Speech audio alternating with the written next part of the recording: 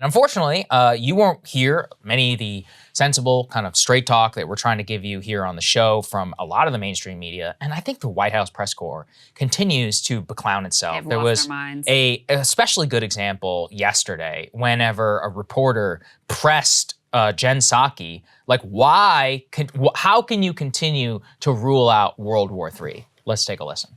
Just to put a finer point on some of the questions so far been asked, why shouldn't the images of the atrocities from Bucha compel a worldwide, unified, coalition kinetic response? You mean a military war? Tell me more about what you mean. Sure, a military response led by the United States and the international partners. As in bringing military troops on the ground from the United States and NATO? Well, the president's described outrageous things. You've called them atrocities. You've said perhaps we should brace ourselves for worse. Why not?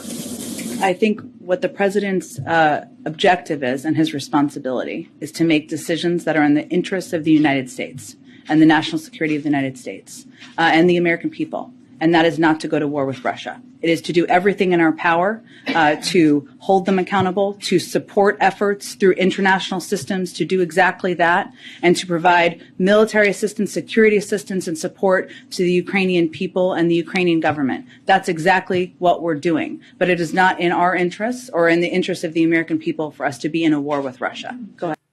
How have they pushed me into agreeing with Jen Psaki? I know, Krystal? I know. I was watching that. I was like, she handled that pretty well. When Jen Psaki is the reasonable one in the room, the world has gone mad. And you can see, look at the words that were used there.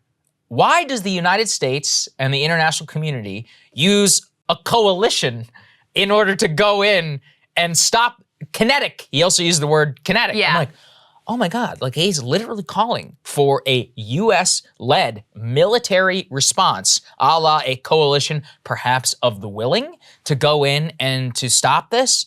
It's madness. The whitewashed language is very dystopian. Yeah, like exactly. the way that they now say it. Say Yeah. you want a war. The way they now refer to like missiles and guns as lethal aid, same thing. And that's why I appreciated her response, because she forced him to say. She's like, why don't you be super specific about what you're actually asking for here? But I think it says everything that what sort of questions and what direction is acceptable in polite society and what's not.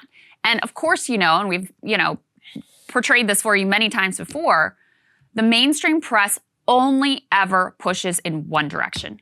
They only ever reward one direction.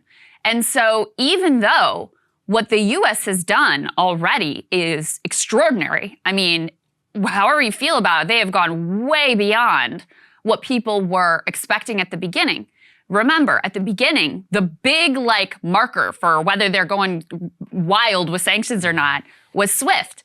And in a blink of the eye, they run right past SWIFT and way more stringent, way more indiscriminate sanctions, and nobody takes stock of that. It's only whatever you did, like the most hawkish thing you did, we want you to go even further. We're going to continue pushing you even further, even further, even further.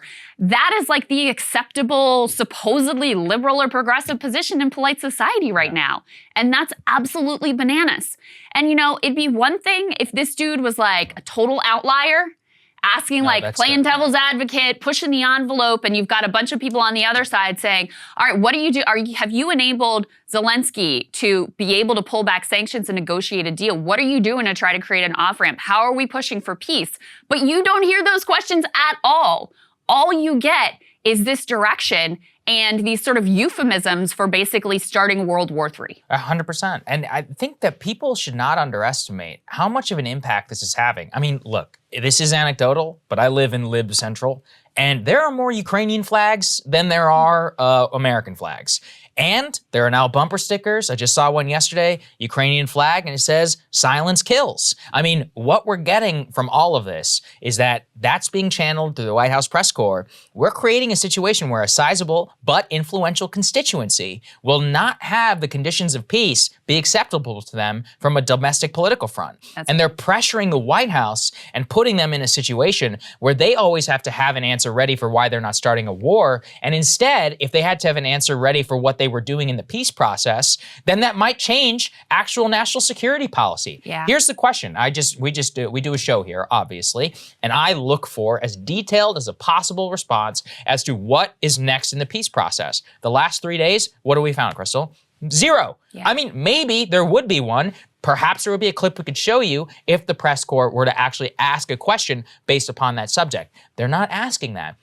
We can't even give you an update. We don't know what the red lines of the United States are. All of this should have to be articulated and pressed at the Daily Press White House briefings. Instead, we get, why are you literally not starting World War III? And I think we should spend some time on this again, because some people are justifiably extraordinarily upset about the situation and looking at what's happening with Ukraine, and they want to know what we can do. And there is a caricature being made of I think, people who push restraint like us saying, oh, any action is going to cause World War III and a nuclear exchange. That's not true. But let's explain very clearly how quickly these things can get out of control, which is that, let's say there's a military response, a la what we did against Assad. That's actually a good example. We used Tomahawk cruise missiles fired from a neutral ship in order to strike whichever Russian unit pulled off this war crime. Okay, so now we have a situation, we just sent a cruise missile and killed a bunch of Russians. Well, there's a couple of things that could happen. Number one, they could use some of their anti-missile defense systems against that ship. Now you're in a war. Number two, they could use it as a retaliatory strike against a NATO base, which carried out that unit. Now you're also in a war. Or we could have a situation where they then strike a commiserate NATO unit, which is in Poland or somewhere else, which is not American, but is NATO, which tripwires Article 5 of the NATO treaty, and now you're in a war. So in all three of the situations I just laid out, you're in a massive war with Russia. And it just happens so quickly that people really cannot understand. In any of these situations I just laid out, the road to nuclear exchange is maybe 7 days out, simply because of the way that hundreds of thousands can be killed, even in a conventional conflict that you're against Russia. The last conventional conflict that was fought with Russia, 23 million Russians died, and I don't even know how many Germans died in terms of the Eastern Front. So this is not a joke. And I think that is the forgetting all of that and the lack of asking, well, what exactly is a commiserate response going to look like? What does a war, an actual war, look like in the 2022? It's not a pretty answer to that question. And you, if you think that they're bluffing, would find yourself amongst a long line of folks who thought the same thing in 1914, who thought the same thing in 1939, who thought the same thing in 1861, as to whether something like this was going to go off with a hitch and would end in a matter of weeks. Well, and here's the thing, I've seen some credible analysis that's basically like, yeah, he is bluffing. He's full of it. The only thing he respects is like power and strength, and you kicking him and thumbing your nose at him. And that might be true. But guess what? There's a chance that it's not. And the risk and the danger of the alternative, that analysis is wrong, is not worth taking. And so we're not saying, 100% this would lead to nuclear World War III and Armageddon, et cetera, et cetera. We're saying that outcome is so horrifically unfathomable that we can't even have a small chance of putting ourselves in that situation, which I think is what Psaki is also trying to say here. Even the coverage of these new sanctions that are being put on, and, the ever-increasing call for more sanctions, and why aren't the Europeans getting on board? And basically, Germany would be screwed if they just totally cut themselves off of Russian gas and oil in a way that, like, our population would never accept for ourselves either. So we should have a lot of understanding of what's going on there.